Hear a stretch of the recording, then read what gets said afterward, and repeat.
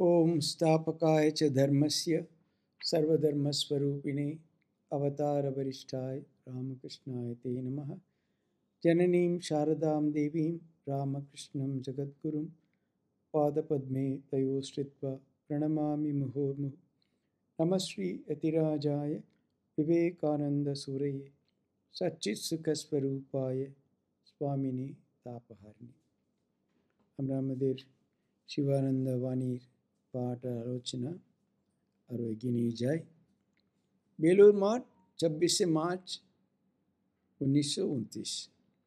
বিকেলবেলা ৫টার পর মহাপুরুষজি ঘরের ভিতর খুব গরম বোধ হওয়ায় বাহিরে আসিয়াছেন এবং পূর্ব দিকের বারান্দায় আরাম কেদারায় অর্ধসাহিত্য অবস্থায় বিশ্রাম করিতেছেন।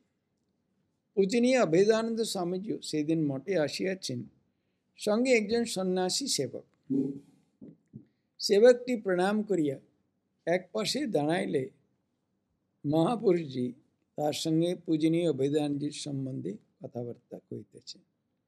কিছুক্ষণ পরে সেবকটি জিজ্ঞাসা করলেন, মহারাজ, আপনার শরীরটা একটু ভালো বোধ করছেন কি আজকাল? মহাপুরুষজি হাসিয়া উত্তর দিলেন, না, এ বৃদ্ধ শরীর কি আর ভালো হবে? তুমিও যেমন। এই করে যে কয়টা দিন কেটে যায় ঠাকুরের ইচ্ছায়। ওদের সম্পর্ক না খুব অদ্ভুত ছিল। একবার শুনলাম মহাপুরুষজি ঘরে রয়েছেন, বাইরে কথাবার্তা বলছিলেন অভেদানজি, ঘরে ফিরে আসলেন, এসে বললেন, তারকদা, তোমাকে খুব গালি দিয়েছিলাম। মহাপুরুষজি বলছেন, বাহ বাহ বাহ, বেশ করেছো বেশ করেছো, রসগোল্লা খাও। রসগোল্লা করে বড় বড় রসগোল্লা দিলেন ওকে। ওদের মানে জিনিসটাই অন্য ধরনের আর কি, ওদের সম্পর্কটাই, জন্যে তার কোনো তুলনাই নেই, আমরা বুঝতেও পারবো না। সেবক, ক্রমে ক্রমে ঠাকুরের পার্ষদরা তো সকলেই চলে যাচ্ছেন, এখন আপনারা যা দু একজন আছেন, আপনারাও তো এই শরীর আবার কবে আসছেন আপনারা কে জানে। ঠাকুর না এলে তো আপনারাও আসবেন না, তা কে জানে বাবু। ঠাকুরের আরও কত ভক্ত আছে, আমাদেরই যে আনবেন এমন কি কথা আছে? দেখুন, মানে তাতেও তার মানে অন্য তারের। সেও বলছে আপনারা তো ঠাকুর না আসলে আসবেন না, তো মহারাজ উল্টা বলছেন, মানে নয়, ওনার তো অনেক ভক্ত, আমাদেরই উনি আনবেন এরকম এমন কি কথা? তো অন্যদেরও আনতে পারেননি। আপনারা ঠাকুরের অন্তরঙ্গ পার্ষদ, আপনাদেরও তো সঙ্গে সঙ্গে আসতে হবে মহারাজ। আর কি ঠিক আছে? এসব ইন্ডিভিজুয়ালিটি, ব্যক্তিত্ব নশ্বর, এ জগৎ অনিত্য, অবশ্য প্রবাহকারে নিত্য। একমাত্র ভগবানই সত্য, তিনি চিরকাল আছেন এবং যুগে যুগে জগতের কল্যাণের জন্যে নরদেহ ধারণ করে থাকেন। মহারাজ তো বিশাল একবারে শাস্ত্রপাস্ত্র পড়ে এ করে পেরেছেন তা না, তার সমস্ত অনুভূতি ভিত্তিক তার কথাবার্তা, যিনি তার বলার ভঙ্গি এইসব না অন্য ধরনের আর কি। কীভাবে সুন্দর সব বলছেন, এরকম জগৎ সব তো মানে অনিত্য, কিন্তু যুগে যুগে কল্যাণের জন্যে উনি নরদেহ ধারণ করে ভগবান আসেন। সেই কেবল তার অহেতুকী কৃপা, তিনি নিজেই পূর্ণ শুদ্ধ বুদ্ধ মুক্ত স্বভাব, তার এই দুনিয়াতে কোনো প্রয়োজন নেই। ভগবান শ্রীকৃষ্ণ বলছেন না গীতাতে, মে পার্থাস্য কর্তব্যম ত্রিষু লোকেষু কিঞ্চন নানবাপ্তম অবাপ্তব্যম মর্তেব চ কর্মণি। আমার এই জগতে আসার কোনো দায়িত্ব নেই, তাই না? কর্তব্য কিছু নেই, কিন্তু আসতে হবে বলে। এবং আমার পাওয়া না পাওয়া কিছুই নেই, সব কিছু মানে তার সবসময় পরিপূর্ণ, তার কোনো অভাব নেই। তার প্রাপ্যও কিছু নেই, অপ্রাপ্যও কিছু নেই। নানবাপ্তব্যম অবাপ্তব্যম, কারণ তিনি নিজে পূর্ণ। তবু যখন এ জগৎ পাপ ভারাক্রান্ত হয়, জগতে অধর্মের অভ্যুদয় হয়, তখন সেই পরম কারণিক ভগবান পতিত দিগকে ত্রাণ করবার জন্যে স্বেচ্ছায় নরদেহ ধারণ করেন এবং জগতের দুঃখ কষ্ট দূর করে। দেখো না, ভগবান গীতাতে বলছেন, আচ্ছা ওই শ্লোকে এখানে বলছেন মহারাজ, নমে পার্থাস্তি কর্তব্যম ত্রিষু লোকেষু কিঞ্চন নানাবাপ্তম অবাপ্তব্যম বর্তে এবচ কর্মণি ইত্যাদি। হে পার্থ, ত্রিজগতে আমার কোনো কর্তব্য নেই, আমার অপ্রাপ্তও কিছু নেই যে আমাকে নূতন করে পেতে হবে, তথাপি আমি কর্মে প্রবৃত্ত হয়। কেন হন না, তিনি যদি না কর্ম না করেন তো মনুষ্যগণ সর্বপ্রকারে তারই অনুসরণ করবে এবং তার ফলে এই লোক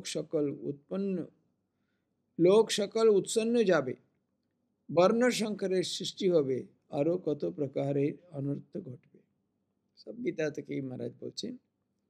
ভগবান জানেন যে এই জগৎ অনিত্য, তবু জেনে শুনেও এই জগতের কল্যাণের জন্য তিনি কত কষ্ট স্বীকার করেন। ঠাকুরের জীবনেই দেখো না, তিনি সাধারণ মানুষের মতো সব ব্যবহারাদি করতেন, কিন্তু তার ওই 14 পাওয়ার দেহের ভিতর বিরাজ করতেন পূর্ণ ঈশ্বর। বাইরে নরাকার, কিন্তু ভিতরটা বিরাট ভগবান।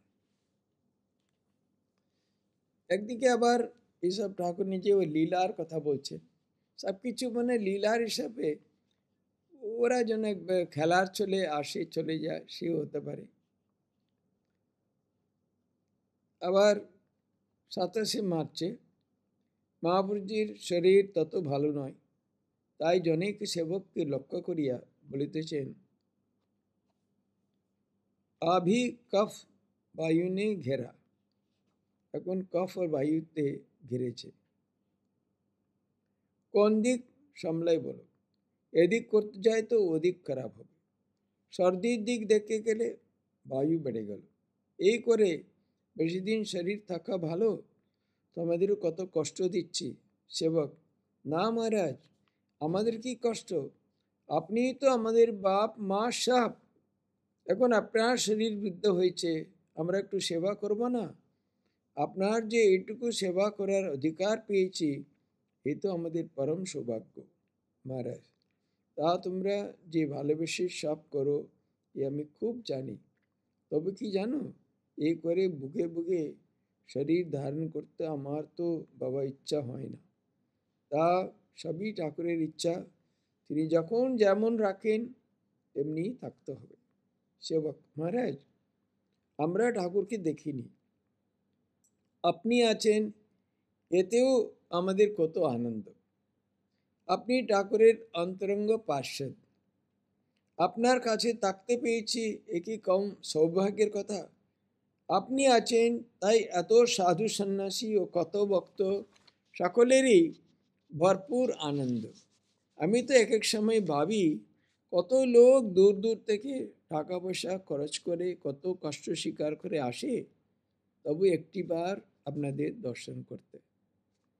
আর আমাদের এমনি সৌভাগ্য যে সর্বক্ষণ আপনার কাছে থাকতে পাচ্ছি। মহারাজ খুবই আবেগ ভরে বললেন, ঠাকুরের বিশেষ কৃপা তোমাদের উপর, তাই তিনি তার ভক্তদের সেবা করিয়ে নিচ্ছেন তোমাদের দ্বারা। আমরাও ধন্য, আমিও ধন্য যে তোমাদের সকলের সঙ্গে আছে, নাইলে কোথায় থাকতুম, কে দেখতো? অবশ্যই ঠাকুর আমাদের সর্বক্ষণই দেখছেন। আমাদের মহারাজ দেহত্যাগের কিছু পূর্বে তার সেবকদের লক্ষ্য করে বলেছিলেন, তোরা আমার সেবা করেছিস, কি আর বলবো, তোদের সব ব্রহ্মজ্ঞান হোক। আমিও বলছি বাবা, তোমাদের সব ব্রহ্মজ্ঞান হোক, পূর্ণ ভক্তি বিশ্বাস লাভ হোক, তোমরা সব আনন্দে থাকো, এইমাত্র বলিয়া মৌনভাবে খুব গম্ভীর হইয়া বসিয়া রইলেন। মহাপুরুষজির শরীর অসুস্থ, এখন আর তিনি সব দিন ঠাকুরকে গিয়া দীক্ষাদি দিতে পারেন না। অনেক সময় নিজের করে, এমনকি বিছানায় বসিয়াই দীক্ষা দেন, মানে ওদের সব বিধি নিয়ম এইসব তার ওরা অনেক ঊর্ধ্বে। তা বলে আমরাও মনে ওদের মতন করবো তাই না। উনি করেছেন বলে আমাদের বলা চলে না। যেখানে আমাদের যে প্রাথমিক অবস্থায় আমাদের সব রকম বিধি নিয়ম মেনে চলাই খুব ভালো। ওরা সব কিছু ওরা জানে, সদা সর্বদা ওরা ঠাকুরের সাথে এমনভাবে ওরা যুক্ত থাকতেন, তাদের কোনো কিছু ভাববার ছিল না। মা যেরকম এই রেলওয়ে স্টেশনে একজন কুলিকে ওখানে একটা খড় বিছিয়ে, হ্যাঁ, এমনি জলটাকে ছিটিয়ে দিলেন গঙ্গার জল ভেবে, সব পবিত্র হয়ে গেল, ওখানে দিয়ে দিলেন। বললো আপ তো সীতা মাইয়া। বলে ও কুলি এমন মানে পায়ে পড়ে কাঁদলো, সঙ্গে সঙ্গে তাকে দীক্ষা দিয়ে দিলেন। কাজের মা এরকম যে পাশে শুয়ে আছে তার বাল্যবন্ধু নাকি সেই জায়গায় তাকে দীক্ষা দিয়ে দিলেন। কাজে ওদের ওরা সব এর উপরে, ওদের সঙ্গে কোনো তুলনাই নেই আর কি। হুম।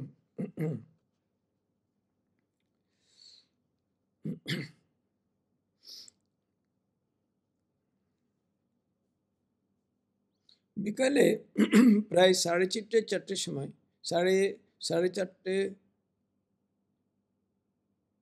প্রায় 4:30-র সময় মাদ্রাজের একটি বক্তা আসিয়া প্রণামপূর্বক দীক্ষা লইবার ইচ্ছা জ্ঞাপন করিলে মহাপুরুষ মহারাজ বলিলেন, আচ্ছা হবে, তোমার দীক্ষা কালই হবে, কি বলো? বক্তাজি বললেন, মহারাজের যেমন ইচ্ছা মহারাজ, তা এখন দিলেও হয়। ঠাকুরের নাম দেব, যখন ইচ্ছা হবে তখনই দেব, এত কালাকাল বিচার নেই।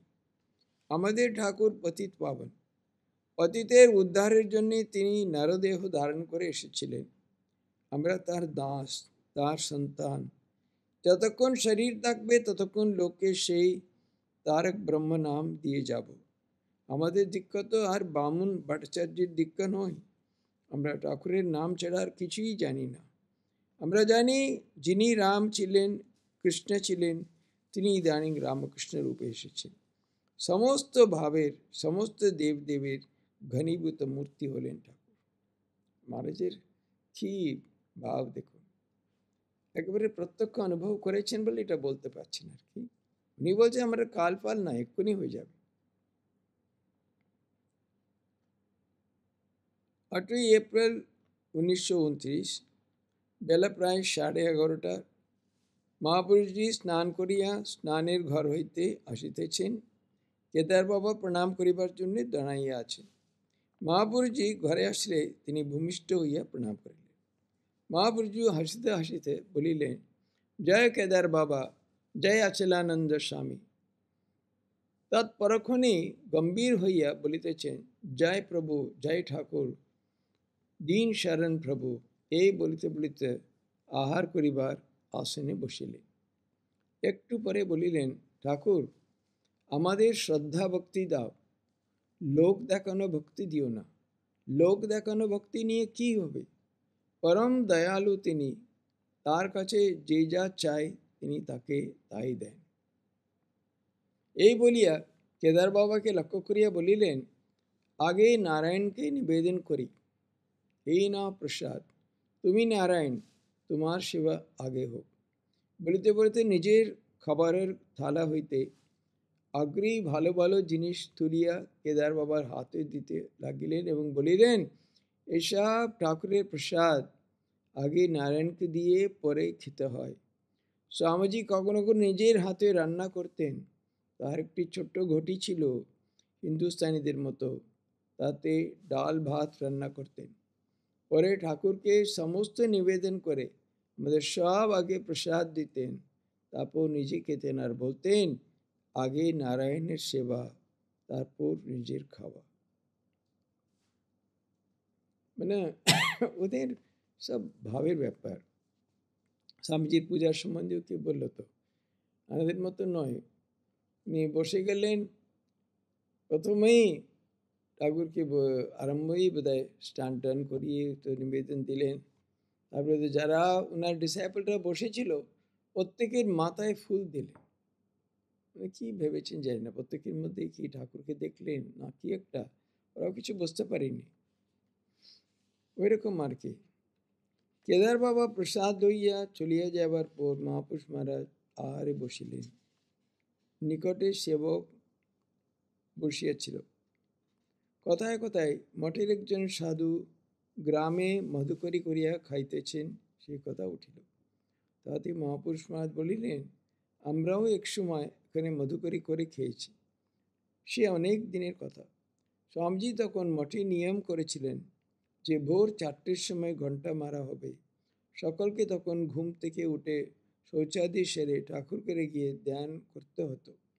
স্বামীজি নিজেও যেতেন, আর যেই না যেত সেদিন আর মঠে খেতে পেত না, তাকে মধুকরী করে খেতে হতো। আমরা সকলেই উঠে ওই সময় ধ্যান করতাম। এক একদিন এমনও হয়েছে যে ঘন্টা শুনতে পাইনি। তখন সকালবেলা স্বামীজি বলতেন, আমরা নিজেরা যদি এই নিয়ম না মানি তবে ছেলেরা কী করে মানবে? তাই আমাদেরও বলতেন, যাও মধু করে করে খাওগে। ওইভাবে এক আধ দিন আমিও এখানে মধুকরী করে খেয়েছি। এমন হয়েছে একবার, বোধহয় সেই দিন বাবুরাম মহারাজ আসতে পারেননি, তাকে বলে দিলেন। কিন্তু স্বামীজি জানতেন ঠাকুর বাবুরামকে কত ভালোবাসতেন। ওই যে আর উনি খেতে পাচ্ছেন না, বসে আছে। বাবুরাম তখন করে নিয়ে আসলো মধুকরী, আবার দুজনে মিলিয়ে বোধহয় ওঠায় খেলেন না, ওরকম বলতেন নিয়ম রক্ষার জন্য। কিন্তু তাদের ভালোবাসা আর পরস্পর পরস্পর শ্রদ্ধা যে সে অভাবনীয়। বিকাল প্রায় 5:30টার সময় মহাপুরুষজি ঘরে বসিয়াছেন। এমন সময় একটি চোকরা ভক্ত আসিয়া প্রণাম করিয়া মেঝেতে উপবেশন করিল। মহাপুরুষজি তাহার নাম জিজ্ঞাসা করিয়া পরে বলিলেন, তুমি এখান হতে দীক্ষা নিয়েছ? ভক্ত, আজ্ঞা হ্যাঁ, গত শ্রাবণ মাসে দীক্ষা নিয়েছি।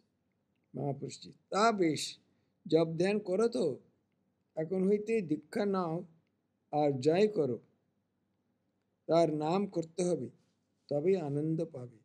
আর কাতরভাবে তার কাছে প্রার্থনা করবে, ঠাকুর আমায় ভক্তি দাও, বিশ্বাস দাও, তোমার ভুবন মোহিনী মায়ায় আর ভুলিয়ে রেখো না।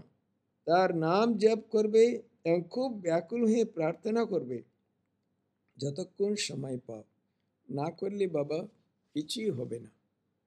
ভক্ত, আগে আগে খুবই করতাম, কিন্তু এখন দিন কতক ধরে সময় করে উঠতে পারছি না, তাই অল্প অল্প করি। মহাপুরুষজি, তা বেশ, কিন্তু ধ্যান জপ যতক্ষণ করবে খুব অনুরাগের সহিত, খুব প্রেমের সহিত করবে। যখন মা বললেন খুব করতে, ও বলছে কদিন এতটা সময় পাচ্ছি না। উনি বলছেন ঠিক আছে, কিন্তু যখন করবে একেবারে অনুরাগের সহিত, খুব প্রেমের সহিত করবে। 10-20 মিনিট করে, 10-20 মিনিট করো, সেও ভালো, কিন্তু সেইটুকু সমস্ত প্রাণ মন ঢেলে করতে হবে। তিনি তো অন্তর্যামী, তোমার ভেতরেই রয়েছেন, তিনি দেখেন প্রাণ। তোমার অনুরাগ দেখবেন, তিনি তো আর সময় দেখবেন না।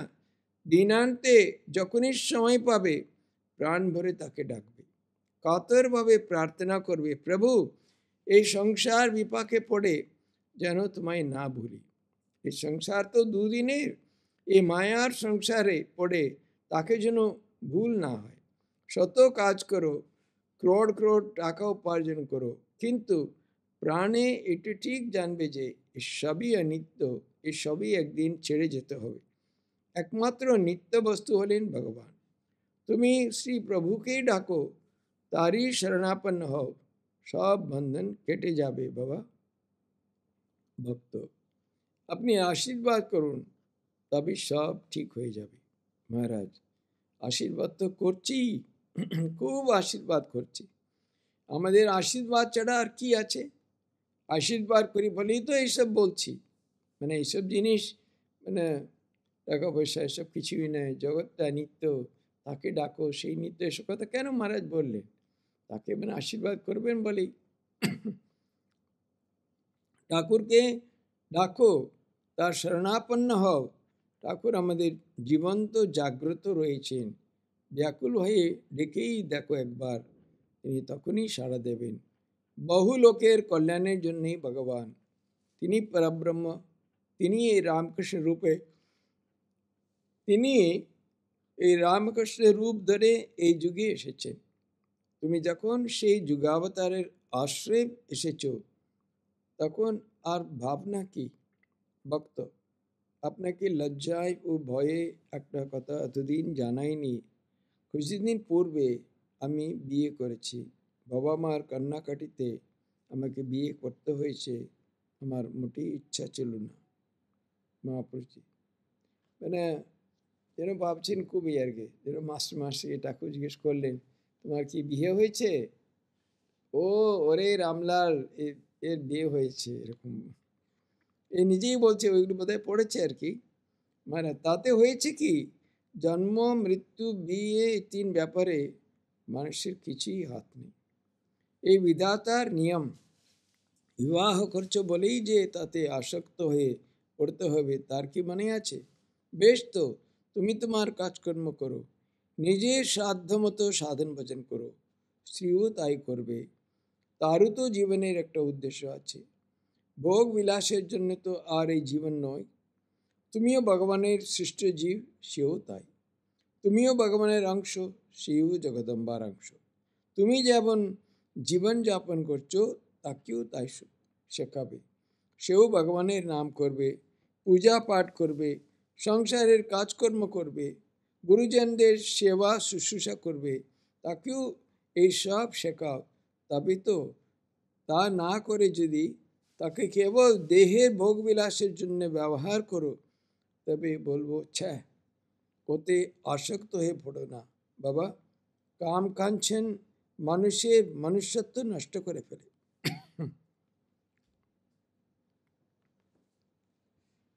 একবারে মহারাজ কাঠির কথা বলে দিলেন, বিবাহ করেছো ঠিক আছে, তাতে কি আছে? এ তো তোমার কিছু করার ছিল না, বিধাতার নিয়ম। কিন্তু তুমি ওর মধ্যে নিজের কাজকর্ম করতে থাকো, একেবারে আসক্ত হয়ে ডুবে যাওয়ার কোনো দরকার নেই। দুজনেই সাধন ভজন করো, সংসারের কাজকর্ম করো, গুরুজনদের সেবা করো, এইসব শেখাও। তবে তো, তা না হলে যদি দেহের ভোগ বিলাসের জন্য ব্যবহার করো তো ডুবে যাবে। ভক্ত আমার এই ভরসা যে আপনার যখন আশীর্বাদ পেয়েছি এবং ঠাকুরের আশ্রয়ে যখন এসেছি তখন সবই ঠিক থাকবে।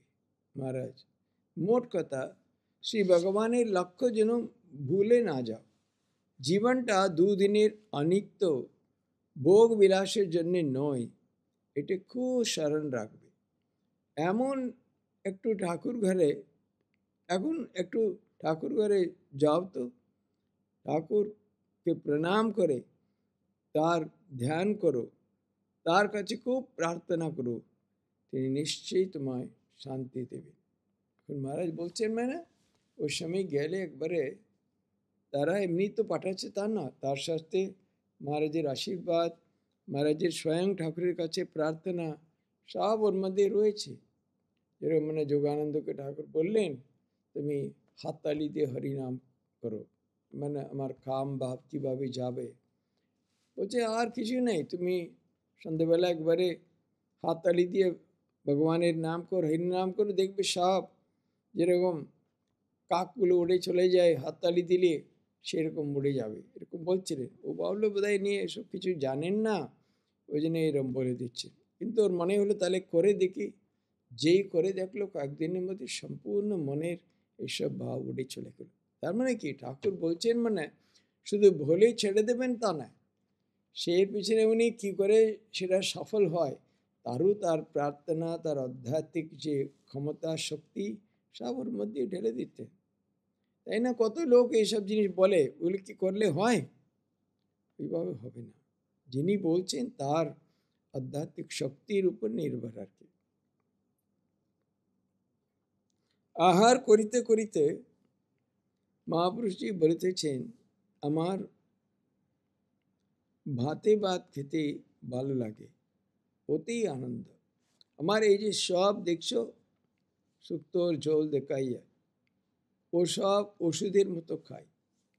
পটল ভাতে দিয়ে খাইতে খাইতে খাইতে মহাপুরুষ মহারাজ বললেন, আর বাস্তবিক পক্ষে আহারটা ওষুধি। আচার্য শঙ্কর বলতেন, खुद व्याधिश्च चिकित्साम चिकित्स्यतां प्रतिदिनं भिक्षौषधम बुज्यताम। क्षुधारु व्याधि चिकित्सा करो, क्षुद व्याधिश्च चिकित्स्यताम। क्षुधारु व्याधि चिकित्सा करो, प्रतिदिनम भिक्षौषधम बुज्यताम। प्रतिदिन भिक्षारूप औषध सेवन करो। ক্ষুধাটাও একটা ব্যাধি। ওষুধে যেমন ব্যাধির উপশম হয়, ক্ষুধারূপ ব্যাধিরও তেমনি আহারে উপশম হয়। এইভাবে আহার করতে হয়। শঙ্করাচার্য মহাজ্ঞানী, তাই তিনি ওইরূপ বলে গেছেন। আমার আত্মার তো আর ক্ষুধাদি বলে কিছু নেই। তিনি তো নির্বিকার শুদ্ধ চৈতন্যের স্বরূপ। ক্ষুধ পিপাসাদি তো পরমাত্মার ধর্ম নয়, ওই হলো দেহের ধর্ম। আবার 18 এপ্রিল 1929 বিকেলে প্রায় 5টা হইবে। জনৈক সন্ন্যাসী প্রণাম করিয়া জানাইলে মহাপুরুষ জিজ্ঞাসা করিলেন, কি কিছু বলবে? এমন সময় উক্ত সন্ন্যাসী বড় একটা আসেন না, তাই এই প্রশ্ন। হঠাৎ অসময়ে এসেছে, জিজ্ঞেস করছে, কি তুমি কিছু বলতে এসছো? সন্ন্যাসী, আগে কাল মাস্টারমশাইয়ের কাছে গিয়েছিলাম, তিনি অনেকক্ষণ ধরে ঠাকুরের কথা সব বললেন। মহাপুরুষ, আহা, তিনি ঠাকুরের মহাভক্ত। ঠাকুরের কথা ছাড়া তার কাছে আর অন্য কোনো কথা পাবে না। সন্ন্যাসী, মহারাজ, মনে মহা অশান্তি, সাধন পর্যন্ত কিছুই করতে পারলুম না, এদিকে দিন তো বয়ে যাচ্ছে, আমাদের উপায় কি হবে? মহারাজ, বাবা, শরণাগত হয়ে পড়ে থাকো, তার কৃপা না হলে কিছুই হবার নয়। জপ ধ্যান করে কি তাকে ধরতে পারে মানুষ? তো এটা মানে আমরা জপ ধ্যান না করেই তো ভেবে নিই ওনাকে ধরা যাবে না, কিন্তু তা সে কথা নয়। বড় বড় মহারাজরা বললেন খুব ছুটিয়ে সাধন ভজন করতে হবে। খুব সাধন করে তখন জানা যাবে সাধন দ্বারা তিনি লভ্য নন। এই জানবার জন্যে খুব সাধন করতে হবে। কেউ যদি ওই রকম তীব্র সাধনা করে তখন তার কৃপা ওরা পাবেই পাবে। তিনি যদি দয়া করে ধরা দেন তবে, নইলে তাকে পাওয়ার আর জো নেই। কার সাধ্য যে তাকে ধরে? সাধন ভজন মানুষ কতক্ষণ করবে? 2 ঘন্টা, 4 ঘন্টা, কি জোর 8-10 ঘন্টা। আর সেই সাধনার প্রবৃত্তিও তিনিই দেন। সব শক্তির আধার যে তিনি। আর তার দয়া না হলে, তিনি শক্তি না দিলে কি করে সাধন ভজন করবে? তাই বলছি, শরণাগত হয়ে পড়ে থাকো আর কাতরভাবে প্রার্থনা করো, প্রভু কৃপা করো, কৃপা করো, তবেই তিনি কৃপা করবে। কৃপা কৃপা কৃপা। ঠাকুর বলতেন, তুমি তোমার, আমি আমার নয়। আমরা কি করতে পারি? তিনি দয়া করে না ধরা দেন। দয়া দয়া দয়া করো প্রভু। সন্ন্যাসী, প্রার্থনাও যে করতে পারছি না মহারাজ, চঞ্চল মন, সবসময় মন স্থির হয় না। এ আমাদের বড়রা, এ তো ঠাকুরের কাছ থেকে এরা পেয়েছে, সবসময় প্রার্থনার উপরে খুব এরা জোর দিত আর কি। কিন্তু সন্ন্যাসী বলছে প্রার্থনাও তো অত করতে পারছি না মহারাজ, চঞ্চল মন। মহারাজ, না, প্রার্থনা করতে হবে খুব ব্যাকুল হয়ে। মনে নৈরাশ্যের ভাব এনো না, দুঃখ করো না, আনন্দ করো আর প্রার্থনা করো, তিনি সব দেবেন বাবা, সব দেবেন। মহাপুরুষ মহাদেব পরিষ্কার স্পষ্ট, প্রার্থনা করো, পাবেই পাবে। তোমাদের তার আধেয় কিছুই নেই। ভক্তি বলো, বিশ্বাস বলো, ত্যাগ, পবিত্রতা, বিবেক, বৈরাগ্য সবই তিনি দেবেন। তার যা কিছু ছিল সবই তোমাদের দেবেন বলেই তো তিনি তোমাদের জন্য এসেছিলেন। দেবেন বলেই তো তোমাদের তিনি এখানে এনেছেন, আশ্রয় দিয়েছেন, তার আশ্রয় রেখেছেন। এখানে কি তোমরা নিজেরা এসেছো? কখনই না। এই একটা বড় কথা। অনেকে মানে ভাবলে, আপনি সাউদে জিজ্ঞেস করলে তারা সত্যি আপনাদের ঘনিষ্ঠ আপনার কাছে শেয়ার করবে, বেশিরভাগ ওরা বলতেই পারবে না ওরা কেমন করে এলো ঠাকুরের কাছে, কি একটা অদ্ভুত শক্তি ওদের টেনে এনেছে। আশ্রয় দিয়েছেন, তার আশ্রয় রেখেছেন, রেখে তোমরা নিজেরা এসেছ, কখনই নয়। ওই ভাব মনে একেবারে স্থান দিও না। তিনি কৃপা করে তোমাদের সব টেনে এনেছেন, আহেতুক কৃপা সিন্ধু তিনি। বাবা পড়ে থাকো, সব হবে, কালে সব হবে, আমরা বলছি সব পাবে। ভক্তি বিশ্বাসে পরিপূর্ণ করে দেবে। এ বলিয়া নিজেই গান ধরিলেন, আপনাতে আপনি থেকেও মন, যেও না কারু ঘরে, যা চাবি তা বসে পাবে, কোজ নিজ অন্তঃপুরে। তোমরা ঠাকুরের আশ্রয়ে আছো, তোমাদের ভয় কি? আবার বেলমটি হচ্ছে 30শে এপ্রিল 1929। বিকালবেলা মুঙ্গেরের উকিল শ্রী গঙ্গাচরণ মুখোপাধ্যায় তার কন্যা ওর বাড়ির আরও কয়েকজন ভক্ত সহ আসিয়াছেন। মহাপুরুষ মহারাজকে ভূমিষ্ঠ হইয়া প্রণাম করিয়া গঙ্গাচরণ বাবু বললেন, আপনার শরীর যে খুব খারাপ হয়ে গেছে মহারাজ, গত বছর যা দেখেছিলাম তার তুলনায় এখন যে ঢের খারাপ দেখছি। মহারাজ, হ্যাঁ, শরীর খুবই খারাপ, এমন দিন দিনে খারাপ হচ্ছে। আর কত বিকারাত্মক শরীর, এখন শেষ বিকারের অবস্থা চলছে। ও তো হবেই, দেহের ধর্মেই ওই, সব শরীরে একদিন বিনাশ নিশ্চয়। বলছে এখন মানে অনেক রকম হয়েছে, এখন শেষ বিকারের অবস্থা। গঙ্গাচরণ বাবু, প্রত্যেক চিঠিতে খবর পাচ্ছিলাম যে আপনার শরীর খুব খারাপ হয়ে গেছে, তাই এবার দেখতে এসেছি, বড় ইচ্ছা হয়েছিল। মহারাজ আস্তে আস্তে, বাইরের দেখাশোনায় আর কি আছে বলবো, বলুন?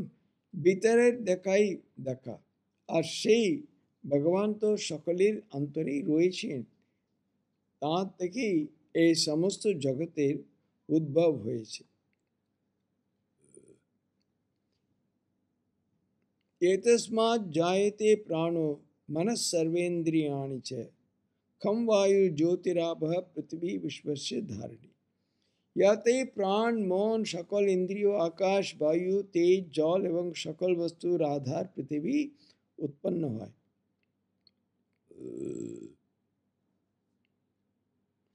এই সমস্ত ভূত স্থিতি আপ তেজ মরুদ ভূম সবই তাঁর থেকেই এসেছে। আর তিনি হলেন সকলের নিয়ন্তা। ভয়াত তপতি সূর্য ইত্যাদি, ইহারই ভয়ে সূর্য তাপ দিতেছে, আবার তাতেই সব লয় হয়ে যাবে। হ্যাঁ, তজ্জলান, এই জগৎ তার হইতেই উৎপন্ন হয়, তাতেই লয় পায়, এর এবং তাতেই ক্রিয়াশীল হয়ে থাকে। এ তো আছেই, জন্ম মৃত্যু, এ তো কেউ রোধ করতে পারবে না। একমাত্র ভগবানই হলেন অজর অমর শুদ্ধ বুদ্ধ মুক্ত স্বভাব। তাকে ভিতরে উপলব্ধি করাই হলো জীবনের উদ্দেশ্য। সেটা হয়ে গেলে সব হলো, তারপর দেহ থাকুক আর যাক। আর তিনি তো আমাদের অন্তরাত্মা রূপে রয়েছেন, সর্বভূতে পরমাত্মা, সে অমৃতধাম সকলেরই ভিতর রয়েছেন, কেবল সেইটুকুই জানতে হবে। গঙ্গাচরণ বাবু, মহারাজ, একটা প্রশ্ন মনে উঠছে, মৃত্যুর পরে কি সকলেই প্রেত শরীর ধারণ করতে হয়? মহারাজ, তা কেন? যারা ভগবত ভক্ত, ঠিক ঠিক ভক্তি লাভ করেছে, যাদের পরম জ্ঞান হয়েছে, তাদের প্রেত শরীর ধারণ করতে হবে কেন? তারা সব ভগবানের সঙ্গে এক হয়ে যায়, মুক্ত হয়ে যায়। গঙ্গাচরণ বাবু, তবে এই যে সব শ্রাদ্ধাদি ক্রিয়ার ব্যবস্থা আছে, তার মানে কি সকলেই তো শ্রাদ্ধাদি বাৎসরিক শ্রাদ্ধাদি করতে হয়? মহারাজ, হ্যাঁ, তা করতে হয়, ও সাধারণ নিয়ম সকলেই মেনে চলে। তবে বিশেষ স্থলে, যেমন আপনার স্ত্রীর বেলায়, ওইসব করতেও পারেন, না করলেও কোনো সতী নেই। তিনি মহাভক্তিমতী ছিলেন, তার কথা স্বতন্ত্র। আপনার স্ত্রীর দেহত্যাগের পর আমি স্পষ্ট দেখতে পেয়েছি তিনি কৈলাসধামে চলে গেলেন। তার মহা উচ্চগতি হয়েছে, সেই জন্যে আপনি নিশ্চিন্ত থাকুন। না, এই গঙ্গাসেন বাবুর তো হঠাৎ নিশ্চয়ই স্ত্রীর কথা মনে পড়েছে, হয়েছে। তো মহাপুরুষ যেন তার কি হচ্ছে ভেতরে দেখতে পাচ্ছেন, সেরকম খুব আশ্বাসন দিয়ে বললেন, ও তো খুব বড় সাধিকা উনি ছিলেন, তাতে তুমি এখন একেবারে এগুলো ছেড়ে দিয়ে খুবই ওইভাবে থাকো, ভগবানকে ডাকো, এইসব নানারকম মহারাজ বললেন আর কি। বলছেন তাকে দেখলাম তিনি কৈলাসধামে চলে গেলেন। কৈলাসধামে চলে গেলেন।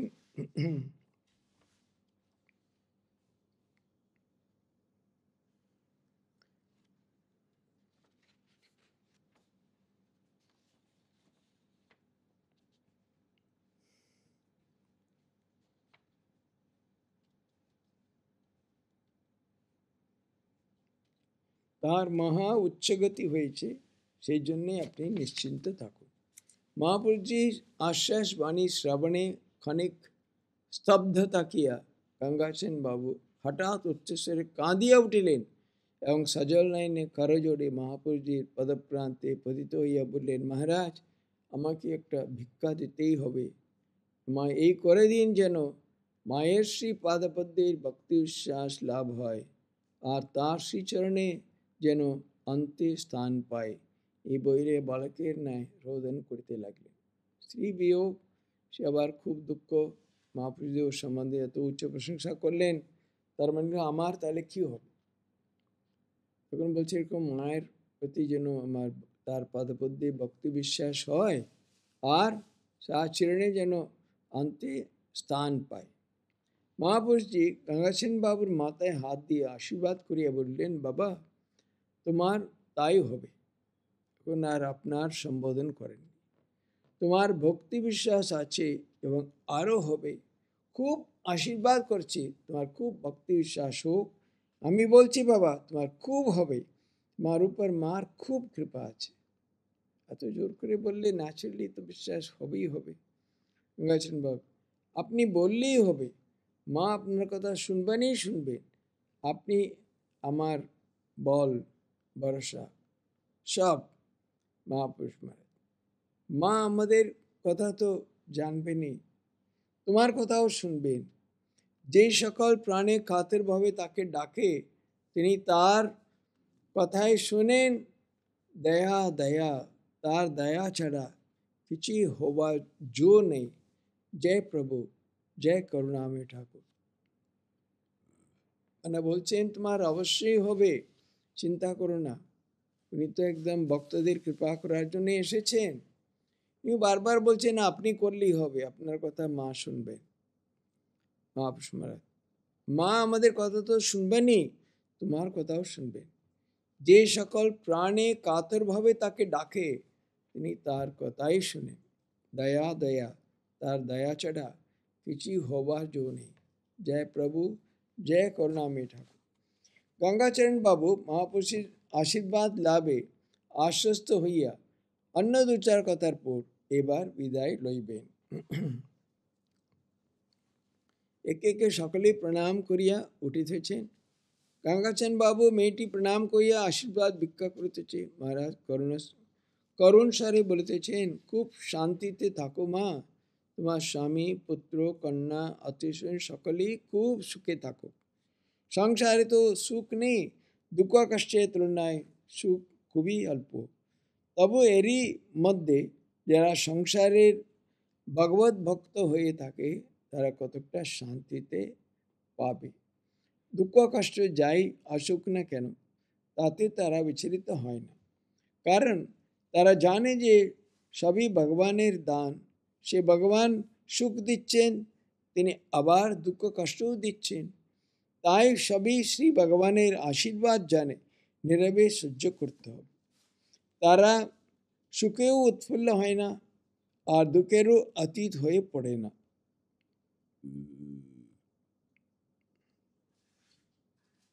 সবই ভগবানের দান, যে ভগবান সুখ দিচ্ছেন আবার দুঃখ কষ্ট দিচ্ছেন, আশীর্বাদের জ্ঞানের নীরবে সহ্য করতে পারে।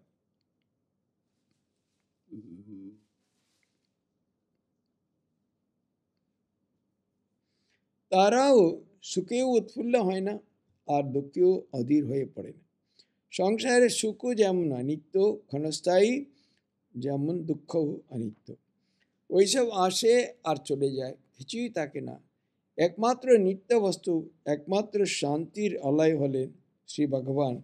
তাকে আঁকড়ে ধরে থাকো মা, তবেই জীবনে শান্তি পাবে। একটি ছোট্ট কুমারী মেয়ে প্রণাম করিলে মহাশ্রী তাকে মস্তক স্পর্শ করিয়া বলিলেন, এ সবই মা, শ্রিয়সমস্তা সকলা জগৎসু, জগতে বিবিধ শক্তিযুক্ত সকল শ্রী তোমারই বিভিন্ন রূপ। সন্ধ্যার আনতি পূর্বে একটি স্ত্রী ভক্ত প্রণাম করিয়া জিজ্ঞাসা করিলেন, মহারাজ আপনার শরীর কেমন আছে? মহারাজ, শরীর ভালো নাই মা, এই বৃদ্ধ শরীর এ কি আর ভালো হয়? শ্রী ভক্ত, খাওয়া দাওয়া তো খুবই কমে গেছে। মহারাজ, হ্যাঁ, ওই সামান্য ঝোল ভাত দুপুরে, আর রাত্রে একটু দুধ, এর বেশি হজমও হয় না, আর খাবার কোনো প্রবৃত্তিও হয় না। এটা ওটা খাবো যেমন এটা ওটা খাবো এমন ইচ্ছাই হয় না। খাওয়া দাওয়ার দরকার তো শরীর ধারণের জন্যে, কথা আছে না, you must eat to live, not live to eat. তাই একটু একটু আহার দিতে হয়, যাতে শরীরটা যতক্ষণ তাকে ভগবানের স্মরণ মনন করতে পারে।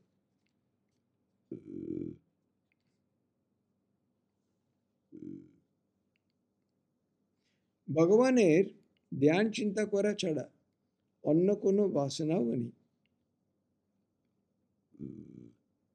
ঠাকুরকে হৃদয়ে দেখতে পেলে আনন্দ।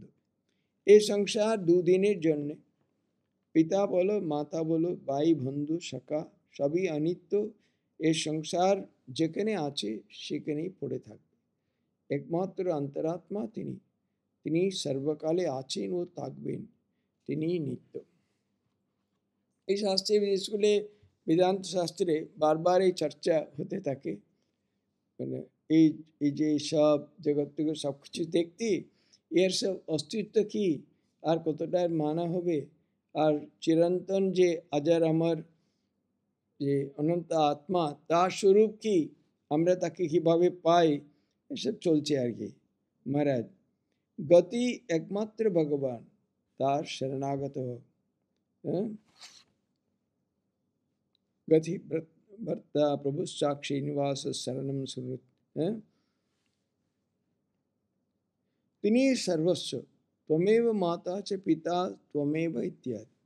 পিতা মাতা ভাই বন্ধু সখা তিনি সব, তাকে ব্যাকুল হয়ে ডাকো, তিনি নিশ্চয়ই কৃপা করবেন। এই দুঃখের সময় সংসারে একমাত্র খুব তাতেই আছে, একমাত্র সুখ তাতেই রয়েছে। ঠাকুর যেমন বলতেন, উঠের কাটা ঘাস খাওয়া। সংসারী জীবের সংসারে সুখও ঠিক তেমনি, তার কৃপা ছাড়া কিছুই হবে না মা। অতঃপর কিছুক্ষণ নীরব তাকিয়ে পুনরায় বলিলেন, সংসারটাকে অনিত্য বোধ করা কি ছাট্টিখানি কথা? এ তার কৃপা ছাড়া হয় না। আমরা সবাই ওখানেই তো আটকে আছি। জগৎ আমাদের কাছে এত সত্য, এই জগতের বাইরে আমরা চিন্তা করতে পারি না। অথচ জগৎ না সরলে, এই জগতের একটা একটা বইটা রেখে তারপরে অনেকগুলো বই রেখে দিয়েছে, এগুলো না সরালে ওই বইটা তো কোনোদিন বেরোবে না, যতই মানে ও ভ্যালুয়েবল হোক না কেন। সেরকম বলছেন আর কি। খুব কাঁদো আর প্রার্থনা করো, তবে তার কৃপা হবে। তিনি তো তোমার ভিতরেই রয়েছেন, কৃপা করে মায়ার মায়ার আবরণ যখন কেটে দেবেন, তখনই তাকে দেখতে পাবে। কৃপা কৃপা ছাড়া আর কোনো উপায় নেই। कृपा ही केवलम, कृपा ही केवलम। ओम शांति शांति शांति, हरि ओम तत्सत। श्री राम कृष्णार्पणमस्तु।